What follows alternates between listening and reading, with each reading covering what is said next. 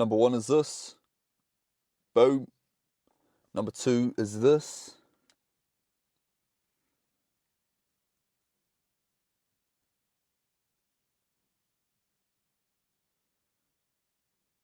Boom.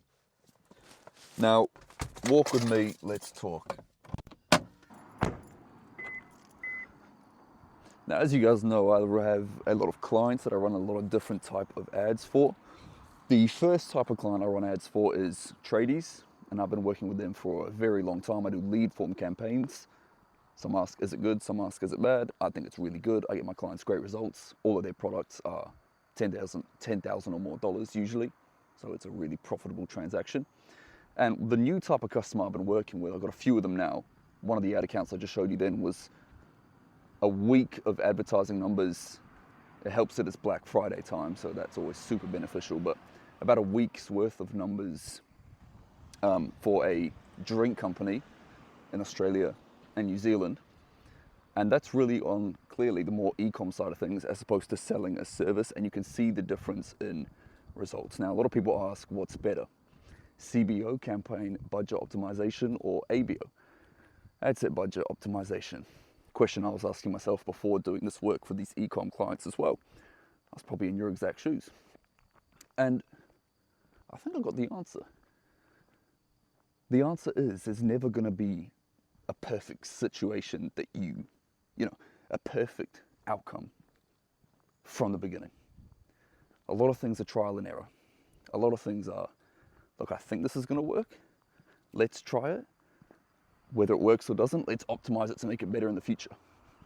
You do what you can with what you have. That's it. There's no more, no less. If you think ABO is going to work, do it. If you think CBO is going to work, do it. And look, if we take a step back and we go on a broader level, if you think that a online business like dropshipping is going to work, please try it. If you think an online business like an agency is going to work, please try that. If you think affiliate marketing is going to work, please try that. If you think that remote closing is going to work, if you think that appointment setting is going to work, try that. If you think Forex is going to work, try that. If you don't want to be an entrepreneur and you think, being a door-to-door salesman is going to work, please try that. If you want to be a personal trainer, please try that. If you want to build an app, please try that. Look, there's no limits to this game of entrepreneurship and careers and life, essentially. You do what you want to do. That's the beauty of it. You can do what you want to do depending on your circumstances. Now, what I've realized is what I said earlier. You can take as many steps as essentially you like, do as much research into theory as you think. But really, the real beauty is in practicality. You have to learn on the job. At least that's what I found for me. The best way to learn is on the job. When I first started, door-to-door sales, I didn't want to do that. And I've read all the books about door-to-door sales and watched a bunch of YouTube videos and watched a bunch of podcasts. But when you knock on that first door, it all goes out the window, Same with telesales. And then when I started my own agency, same with that. I thought it was just going to be the exact same. It wasn't. There's a lot of things I had to learn on the job, good and bad. And same with everything I do. Same with this YouTube channel. Standing in front of a camera, speaking to an audience, you guys. It was weird for me at first. I was really awkward and shit, I didn't know what I was talking about sometimes. I was learning on the job. Still am learning on the job.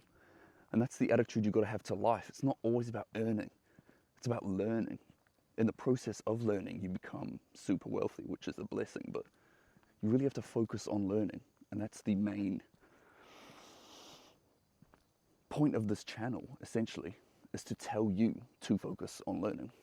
That's probably the biggest blessing you can ever have. The more you do, the better. That's probably the key message of this video today. The more you do, the better, because only one short month ago, there was a time where I was never going to take on any more clients apart from residential contractors. And don't get me wrong, that's good money. Not only for me, but for my clients. They can get brilliant results. But it's quite a surface level area of advertising. As I said earlier, it's just lead form campaigns. There's maybe one retargeting campaign per client, per customer. And that's that. We're not testing a million different angles. I'm not really tracking, cost per click. All you're doing is looking at the engagement and, more importantly, the cost per lead, and then you're really dialing in on each lead. You have a team of appointment setters calling these leads, setting appointments with the contractor, closing a big deal, you get a rev share. Cool. That's a blessing of a business, don't get me wrong. But a whole different business is the one I'm doing now for these e-com guys, e-com clients, people with physical products as opposed to services. What I mean by that is you're tracking purchases through a pixel, you're tracking add to cart, you're tracking the ROAS, of course, the cost per purchase, the conversion value, the add to cart value. There's so much stuff, right? It's just a totally different way of looking at things, and I say that to go to the base point of keep on learning, keep on experiencing new ways to improve yourself, your business, your clients' lives, because just throwing yourself out there will teach you so much. Again, not just in terms of business, but in terms of life. If you want to move to another city, another country, do that if you think it's the right thing to do. If you want to take on a new customer in a brand new industry, do that if you think it's the right thing to do. If you think it's going to push you, challenge you, make you more money, do it. No one's stopping you. You got to know you have finite time though. You can't do a million different things at once. So if you're going to, work with a certain type of client, on a broader picture rather, do one certain type of business, I would recommend you stick to that business, or do it that business and maybe one other. And in your free time, you can upskill in other businesses, and maybe if you think they're more profitable long term, you can transition to those. But stick with one thing for a long time, at least a couple months. See some results, see the amount of time you put in compared to what you get out, compared to what you think you're good at, compared to what you think you're not good at, and weigh up your options, right? Only then are you going to know whether it's worth your time and money and sacrifice. Because let's face it, everyone wastes time. I waste time, you waste time, right? Watching this video, you could be doing a million other things, but by watching this video, at least you are on the subject of learning, okay? You want to get value, you want to get information, okay? So you're in the right place. You could be watching, some random entertainment right now on Netflix. Smart people like you are here, not elsewhere. What I'm getting at by this is you've got to spend a bit of time and invest a bit of time and money to make sure that it's worth continuing investing the time. If you spend a month on a project, for example, drop shipping, and you test a product for, let's say you test a product a day for 30 days. I don't know if that's how drop shipping works. I know that's how it used to work. But let's just say you're testing a product a day for 30 days and you get nowhere, okay?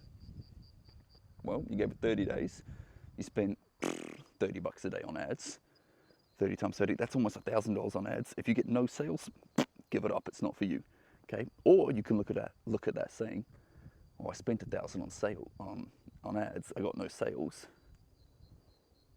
I invested my time, I invested my money, but maybe I was going down the wrong route, and maybe you can invest in a mentor if you want to stick at it. It's up to you. Anyway, if you're not doing enough action, if you're not focusing on the inputs, the outputs are going to be non-existent, okay? So as opposed to worrying about the outputs only, focus on the inputs, and that's the beauty of things. You focus on the inputs, the outputs are going to take care of themselves.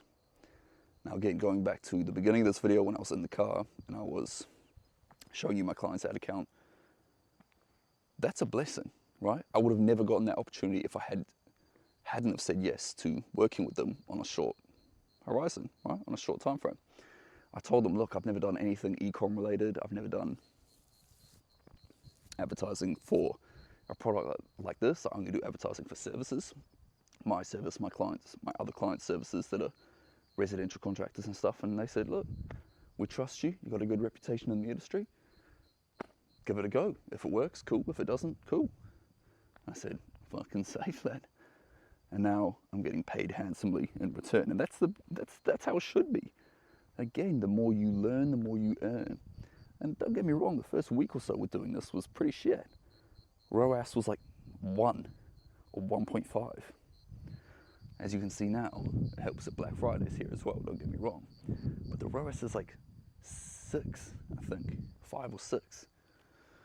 Not bad at all. I think they spent, in the last 1 week, they spent like 3 grand, made back like 16 or 15, something like that. I don't know what that ROAS is. My math isn't that good. I think it's about 5. But anyway, my advice to you is keep trying things. And trust me, when you really try, good things happen. I've probably been in your shoes before where you try a little bit and you say, oh, it's not worth it. It's not worth my time. Just keep trying, please. I beg you. Anyway, I'm going to go on a nice, lovely walk down that lovely dark alley. If you want me to update you on what the day-to-day looks like running an agency, please let me know. I will do. In terms of getting new clients, onboarding new clients. Onboarding is another whole thing as well, right? Even onboarding a client that, you know, the setup fee might not be as much as you wanted it to be, right? Let's say they can do a payment plan. You onboard a client, you do all these ads for them, you do all this, you know, do all this work. The sale's only just begun. They've paid you a little bit, but you want to get a lot from them in return. So in return, you have to provide them a lot of value. Anyway, I'm talking your head off. I'll leave you to it. Like this video, comment, and subscribe to the channel. I'll see you guys next time. Bye-bye.